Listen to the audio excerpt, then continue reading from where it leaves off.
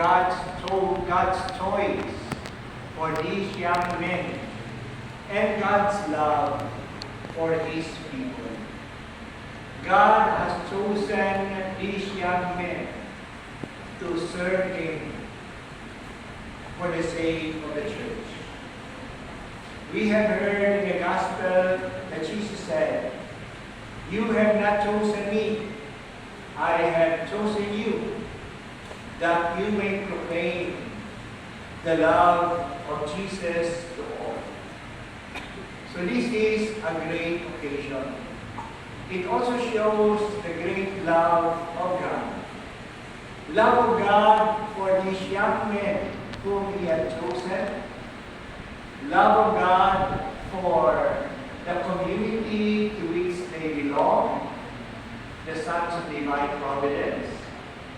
The love of God for their families and friends who have surely prayed and helped them in this occasion. And the love of God for His church, that now we have new workers to work in His vineyard. Salamat sa Diyos sa pagkakataon ito. Ako rin ay nagpapasalamat na ako'y naimbitahan na siyang mag-preside sa ordinasyon na ito. Malayo ang aking pinanggalingan sa Northern Palawan, sa Taytay. Pero first time ako nakapunta dito sa inyo sa Payatas. Kaya ako'y nagpapasalamat sa pagkakataong makapunta at makapamuno sa ordinasyon ito. Isa sa mga gawain ko doon sa Taytay, Palawan ay ang aking mga pastoral visit. Binibisita ko ang lahat ng mga parokya, mga isla ng aming bikaryato. Kami ay bikaryato, hindi pa kami diocese. Kasi tinuturing kami ng Roma na isang mission territory. Kaya hindi pa kami self-sustaining church. Hindi pa kami diocese. So binibisita ko ang mga parokya, mga mission stations, at mga chapels ng aming bikaryato. At sa pagbibisita ko sa kanila, pagkatapos ng misa, pagkatapos ng tukil, nananatili ang mga tao sa simbahan at nagkakaroon kami ng kamustahan ng dialogue. Ito'y pagkakataon na sila ay makapagtanong, sila ay makapaghiling, sila ay makapagreklamo sa obispo, at pagkakataon din na ako ay makapagsalita sa kanila. At ilang beses nangyari sa aming dialogue, ang mga tao ay humihiling, "Bishop, pwede bang bigyan niyo po kami ng isa pang pari?" Kasi halos lahat ng aming mga parokya at mission station ay may isang pari lang. Ngunit ang lalayo ng mga chapels at maraming mga chapels, 25 at 20, at ang iba'y nasa isla pa. Kaya hindi mapuntahan gaano ng pari at least once a month, sana mapuntahan niya.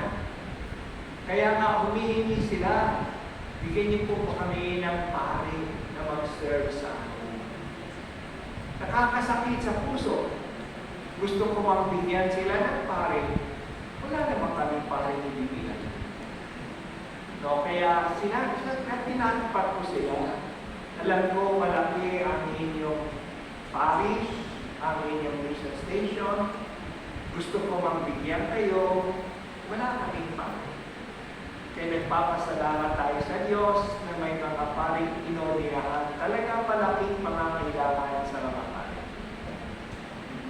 Ako'y nandito sa Maynila ngayon kasi nagkaroon na doon po may mga reklamo na lumabas galing sa ibang mga pari na kasama namin, mga lay people na kasama namin, na sabi nila, ang isang hadlang sa pagpapatupad ng stewardship ay ang mga pari mismo.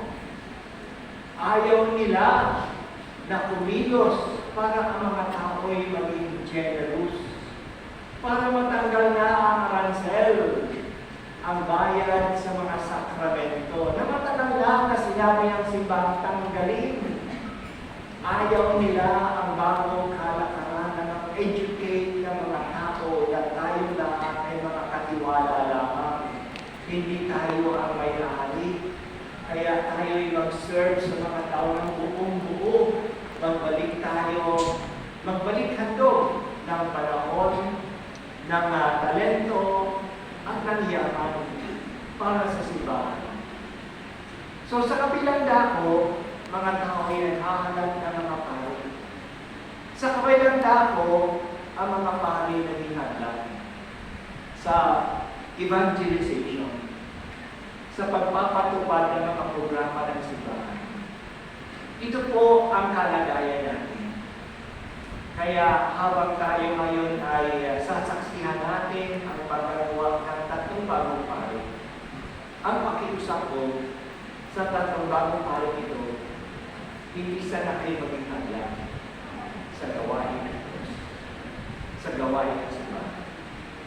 Kayo sana ay talagang mag-promote sa mga tao ng misyon ng simbahan at hindi maging hadlang sa pagpapalawak ng misyon ito. At ano ba ang misyon ng simbahan? Ang misyon ng simbahan ay walang iba upang ipaalam sa mga tao kung ano sila, na sila ay minamahal ng Diyos. Yan yung sinabi sa atin ni Jesus kanina sa Ebanghelyo. As I have loved you, love one another. Ganon talaga tayo kamahal ng Diyos. Huwag na tayong kuwalag sa Kanyang pag-ibig. Sa halip, tanggapin natin ang Kanyang pag-ibig at ibahagi ang pag-ibig nito sa iba. Ang misyon ng simbahan ay walang iba, ngunit ipaalam sa mga tao na mayroon tayong espesyal na relasyon sa Diyos. Tulad na sinabi ni Propeta Isaías sa unang pagbasa natin, that we are a people of a new covenant. Talagang itinanim ng Diyos ang kasunduan ito sa ating puso. Kaya nga, alamin natin kung ano at sino tayo at huwag natin hadlangan. At yan po ay ginawa ni Jesus. Siya ang pangunahing pari natin. Pinili siya ng Ama ang kanyang pagpapari ayon sa pagpapari ni Melchizedek upang gabayan tayo at dalhin tayo sa Diyos. Yan po ang ating misyon, lalong-lalo na kaming mga pari. Ipaalam sa mga tao na mahal tayo ng Diyos. Ipaalam sa mga tao na mayroon tayong espesyal na relasyon sa Diyos. We are His covenant people. We are a new people of God. At gawin natin ito sa pamamagitan ni Jesus na ating punong saserdote. Itong mga gawain ito ay nagiging konkreto sa mga pangako ng mga pari na kanilang gagawin sa kanilang ordinasyon. At yan po ang inyong mga pangako, mahal mong mga magiging bagong pari. Ang pangako niyo ay mag-serve sa mga tao. Paano kayo mag-serve sa mga tao? Service of the Word. Na ipaliwanag sa mga tao ang kanilang identity, ang pagmamahal ng Diyos sa kanila. Kaya nga ang mga pari ay nagpipreach, nagpapahayag, at ang preaching ng mga pari ay hindi yung gusto nilang sabihin. Ang preaching ng mga pari ay anong gustong ipasabi ng Diyos sa kanyang bayan. Kaya maging tapat dapat kami sa pagpapahayag kasi ang mensahe namin ay dapat ang mensahe ng Diyos sa kanyang bayan. Ministry of the Word. We have also the ministry of the sacraments. Kami ang nagbibigay ng mga sakramento sa mga tao. At ang mga sakramento, yan po yung ating kaugnayan sa Diyos. Yan yung ating encounter with God through Jesus Christ. And we encounter God through the sacraments. Sana po maging totoo yan. Kasi marami po ay tumatanggap ng mga sakramento na hindi na-encounter ang Diyos. Mas nabigyang halaga ang seremonyas. Mas nabigyang halaga ang picture taking kaysa encounter with Jesus. Maraming nagpapakasal na hindi naman nila na-encounter si Jesus sa kasal. Hindi naman na-encounter si Jesus sa binyag. Hindi nga na-encounter si Jesus sa kumpisado. Basta lang nagsabi ng kasalanan. Hindi na na-encounter si Jesus sa banal na misa. Basta na lang nakinig at sumubok ng ostya.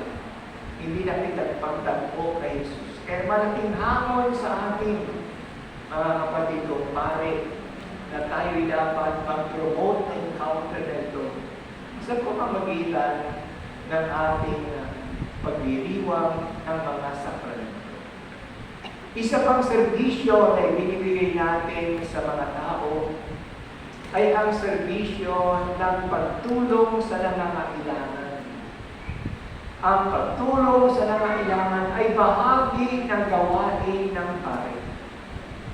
Kaya siya po yung kamay ng Diyos na umaabot sa mga taong nangangailangan.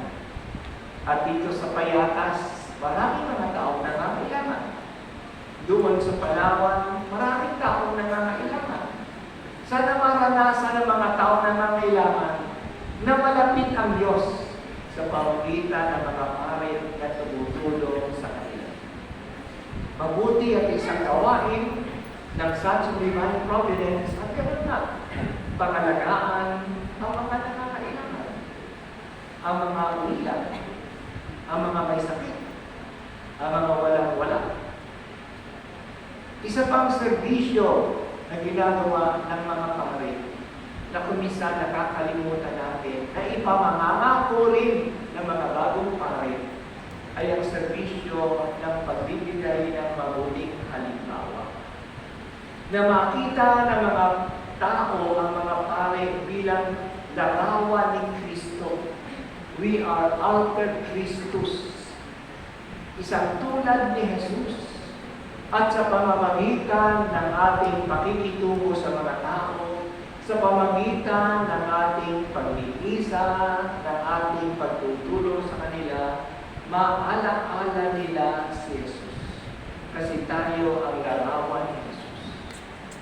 So yan po yung paraan para ang ating pagpapare hindi maging hadlang para sa misyon ng simbahan. 4 na serbisyo. Serbisyo sa salita, serbisyo sa pamamagitan ng mga sakramento, serbisyo sa kawang gawa, serbisyo sa pagiging mabuting halimbawa na nagdadala sa mga tao kay Kristo. Ipagdasal mo natin na itong tatlong magiging pare natin ay patuloy na umahalap sa puso nila ang ganitong hangarin. Bata pa sila, bago pa lang makapagtapos sa pag-aaral, puno pa ng zeal, puno pa ng sigla. Sana habang tumagal ang panahon, hindi mawala ang zeal na ito.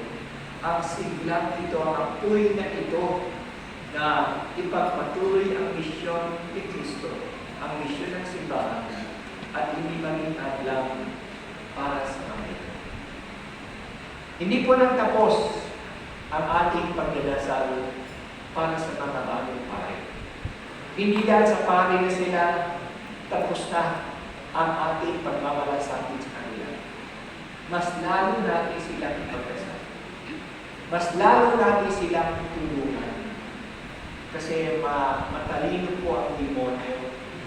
Talagang ina-atake niya ang mga pare, lalo-lalo na ang mga bagong pare na wala pa masyadong karanasan. Wala pa masyadong katatagan. Kasi kapag napabagsak ang Pangulo, madadala niya ang iba.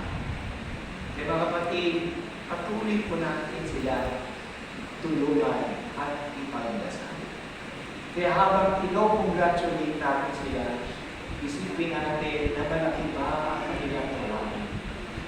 Kaya tulungan natin sila, isama natin sa ating panalangin, at nandiyan ang ating pagmamalasakit sa Kanya.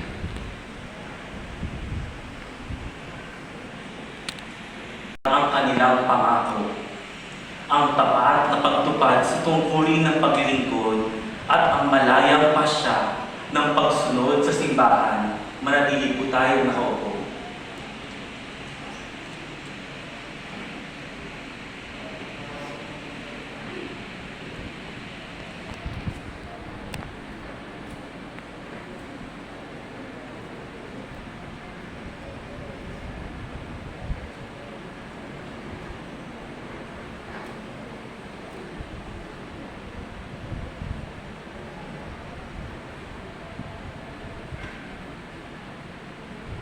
Dear sons, before you enter the order of the priesthood, you must declare before the people your intentions to undertake this office.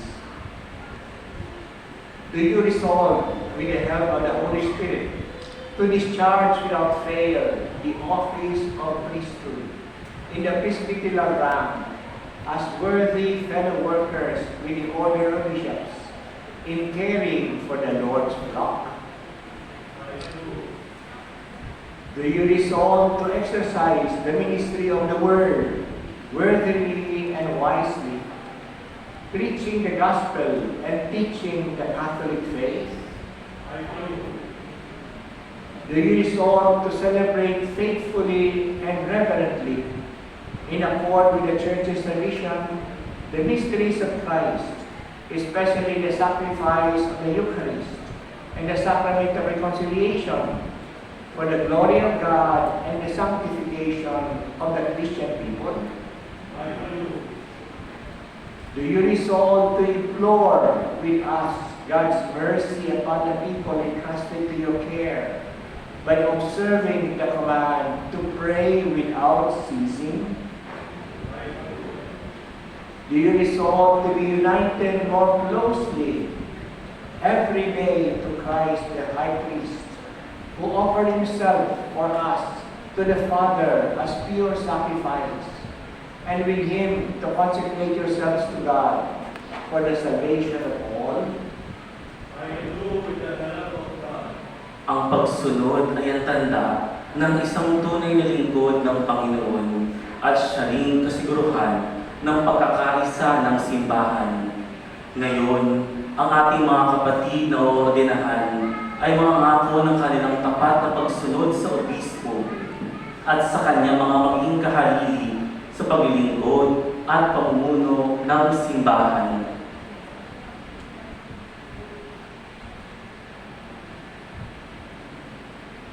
Emilio, do you promise respect and obedience to the diocesan bishop and to your legitimate superior? I do. May God, who has begun the good work in you, bring it to fulfillment.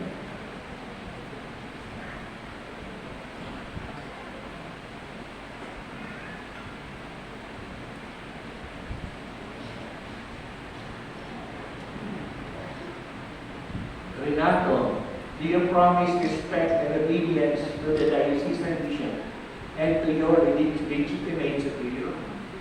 I do. May God, who has begun the good work in you, bring it to fulfillment.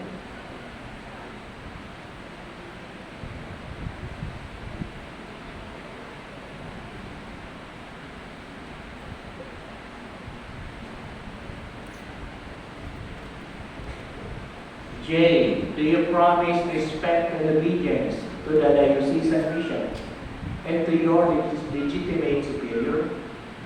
I do. May God, who has begun a good work in you, bring it to fulfillment. Dumulog tayo sa luklukan ng awa ng Diyos, kasama ng buong simbahan sa kalangitan, sa pamamagitan ng pananalangin, magsitayo po ang lahat.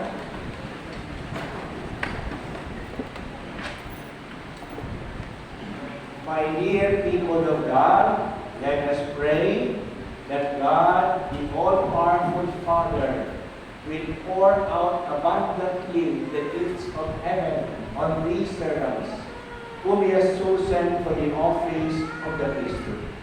Let us call on the saints and ask their help for these three young men. Let us kneel.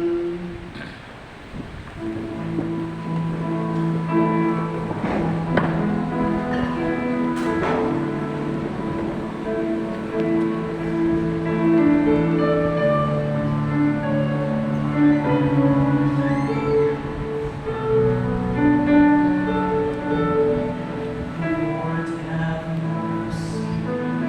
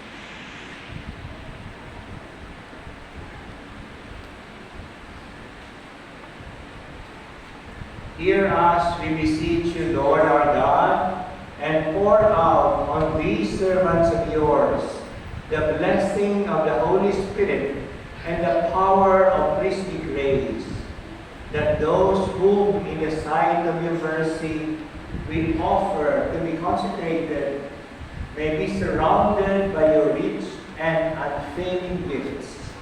Through Christ our Lord. Amen. Please be seated. Sa pamamagitan ng pagpapatong ng kamay ng obispo at ng panalangin ng pagtatalaga, ang mga inoordenan ay tatanggap ng natanging kaloob ang Espiritu Santo na bumabago sa kanila upang maging kawangis ni Kristo, itinalaga sa kanyang paglilingkod at kahati sa kanyang misyon. Ipapatong din ng mga pari ang kanilang mga kamay sa mga inoordinahan bilang tanda ng pakikisa sa isang pagkapari ni Kristo.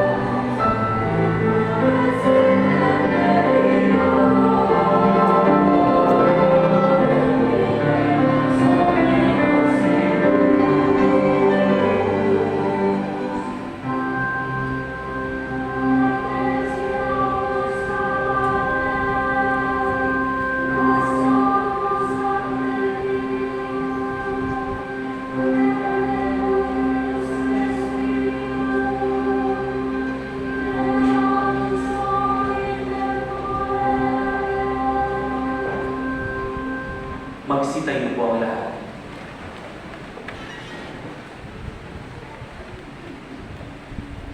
Draw near, O Lord, Holy Father, Almighty, Eternal God, Author of human dignity. It is you who apportion all graces. Through you everything progresses. Through you all things are made to stand firm.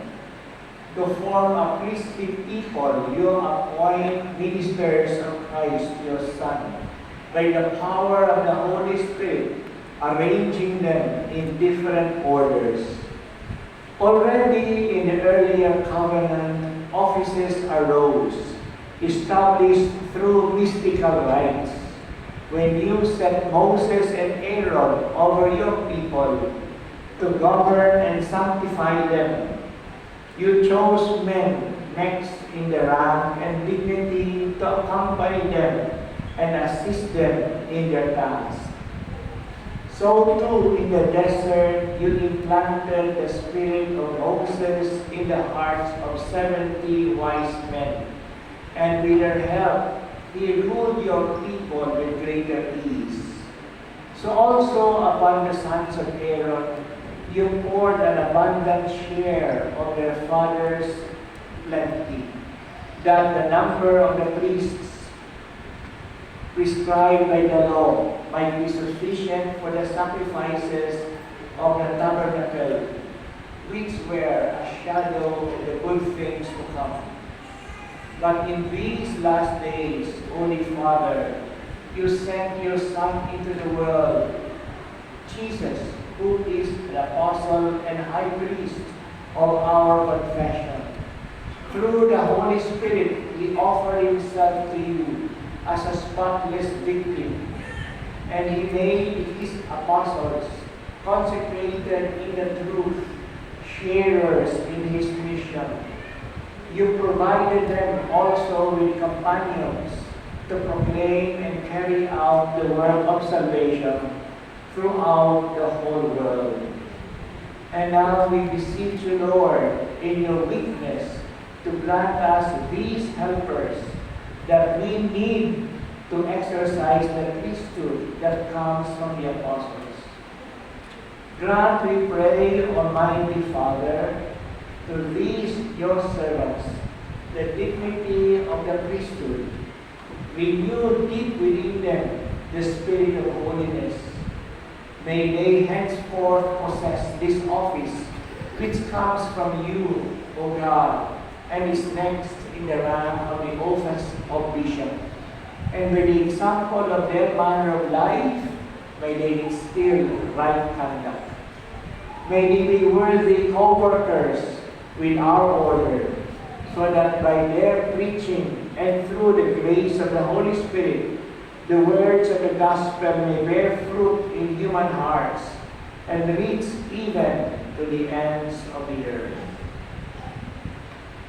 Together with us, may they be faithful stewards of your mysteries, so that your people may be renewed in the waters of rebirth and nourished from your altar, so that sinners may be reconciled and the sick raised up. May they be joined with us, Lord, in imploring your mercy for the people entrusted to their care and for all the world. And so may the full number of the nations gathered together in Christ be transformed into your one people and made perfect in your kingdom. Through our Lord Jesus Christ, your Son, who lives and reigns with you in the unity of the Holy Spirit, God, forever and ever. Amen.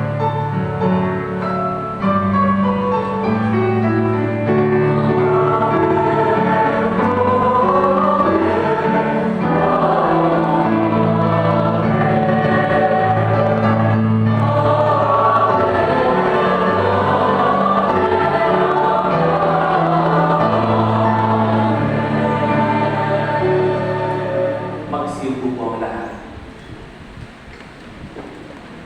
Ang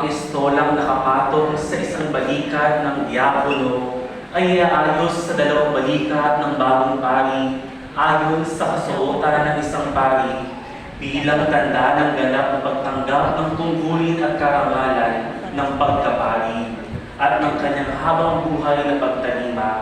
Ang bagong pari ay susuotan ng kasulya sa isang ng bagong karangalan at dakilang pag-ibig ng pari. Siyang nagbibigay ginhawa sa pagtupad ng kanyang tungkulin at magniningning sa lahat ng kanyang paglilingkod sa sambayanan.